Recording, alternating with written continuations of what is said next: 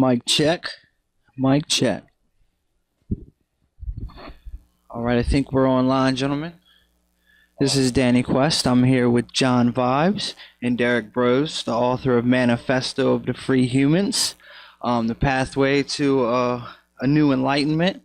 They're good friends of mine in the activist community, and today we want to talk about agorism, and we want to talk about their ideology and methodology for moving forward and how we can find liberty through anarchy. Let me introduce you guys to my left. This is the great John Vibes, and this is Derrick Broze.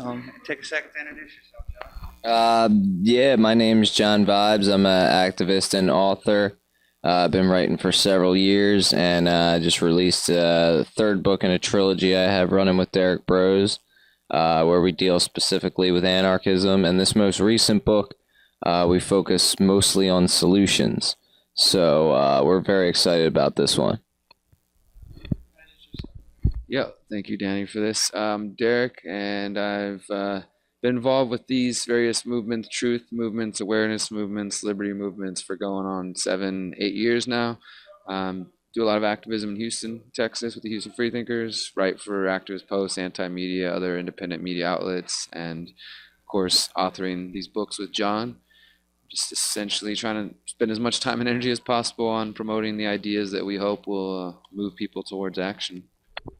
Awesome, guys. We'll try to maybe introduce the concept of agorism to my followers and to maybe a part of the truther community, the 9/11 truth community, the activist community are not familiar about agorism and what it is. I recorded most of your presentation yesterday. I'll be chopping that up, and it will be included in the patch notes with this presentation here.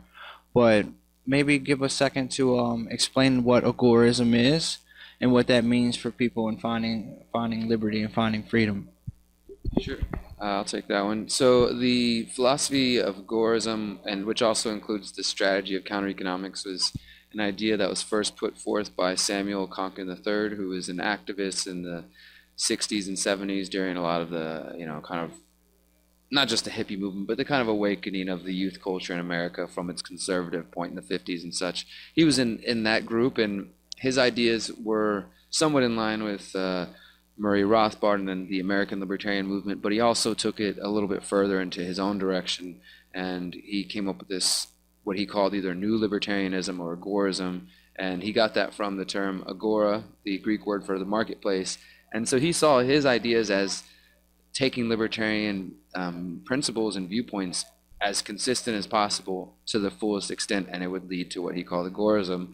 And what he said that meant is to stop supporting the systems. It's not enough to just say you're a libertarian and say, oh, I don't believe in violence, but I'm going to go vote, or I don't believe in violence, but it's okay to punch these people, or just really spinning your wheels, doing mental and physical energy in ways that aren't consistent with the message and are also a waste of time. So he was saying, look, if we don't believe in violence and we're apolitical, we have to find a way to create solutions, and the best way to do that, to be consistent, is to not use the state, to compete with the state directly. The whole thing is about creating competition as well as cooperation within the marketplace. But he was saying, to be consistent with the message, we got to just stop playing their game and start competing with them, and you do that through what he termed counter-economics, and that includes using the black and gray markets, the non-violent black and gray markets, to siphon economic power away from the state and to create power in our own communities and to redirect that money that we're not going to be putting towards war and towards all their laws and BS, towards building up our communities and towards what, this ideal that he saw as agorism. And so he outlined the concept in his book, The New Libertarian Manifesto, and his second book, An Agorist Primer, and some of his other writings that you can find online. And that's kind of the basis that John and I both discovered individually before we met, but then together have come together and realized, like, hey, this is something we really believe in, and now we're trying to add to the ideas. Awesome, man. Awesome. Thank you so much for what you guys do. I noticed in your presentation, and I look forward to reading the books, that not only did you take the material that was already out there about libertarianism, about agorism, but you also expanded upon the ideas. And to reiterate your point, and to layman's terms, maybe some of my followers who are not familiar, basically the idea of counter-economics is to replace the state institutions in the same way that Redbox replaced Blockbuster, or that Uber replaced taxis, or the internet replaced telephones. And there's all these ways that technology has allowed what was once institutionalized, Xerox paper for photos. Now we have digital photos. And we can do the same thing with all the government institutions and all the ways that they basically feed off of us through taxation and through indoctrination and through the media systems. A big part of what we do is the fifth estate media, the alternative media, and we've really been able to create a resurgence of that and a new paradigm. And John, if you had a second, I would like you to expand upon the concept of vertical versus horizontal agorism and how we can use the counter economy and what normal people could do to participate in the agora. Yeah, absolutely. Let me take a look at this book real quick, just to there is two different ways of going about it, and you can actually go both ways or just one. It all depends on your lifestyle and how comfortable you are with it. So the vertical agorist strategy is also known as the introvert strategy, and this is for people who are not extremely comfortable jumping into like illegal territory. So you're still contributing to alternative institutions, creating alternative media, maybe participating in alternative currency, helping to form neighborhood watches, participating in peaceful parenting, things like that. This is things that anybody can do without fear from retribution from the state. People that are a little bit more adventurous, they can get into the horizontal agorist strategy, which is also known as the extrovert agorist strategy. And that is, you're selling guns, you're selling cannabis, you're directly creating defense agencies that compete against the state. You're starting alternative currencies that break laws that the state has created.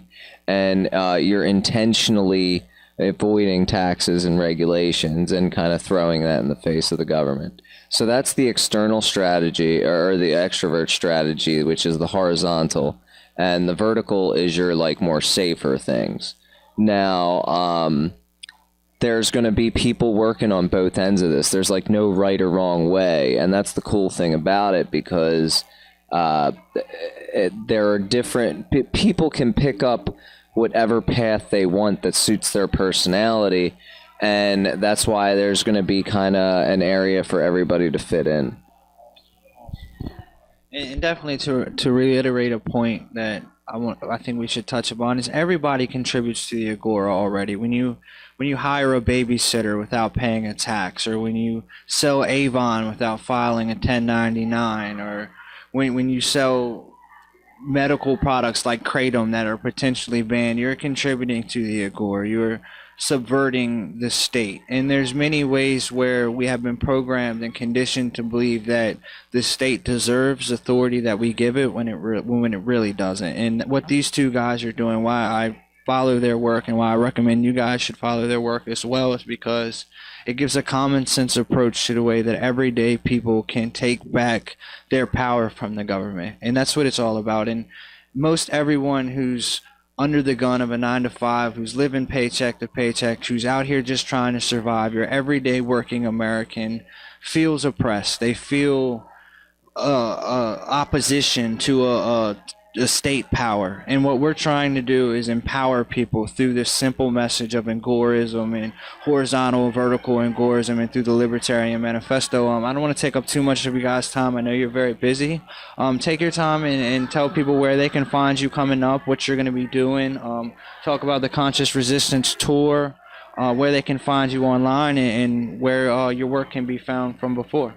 Awesome. Yeah, thank you, Danny, for taking the time to let us talk about the new book and everything. And I want to remind everybody who's listening that, for one, follow Danny, support Danny.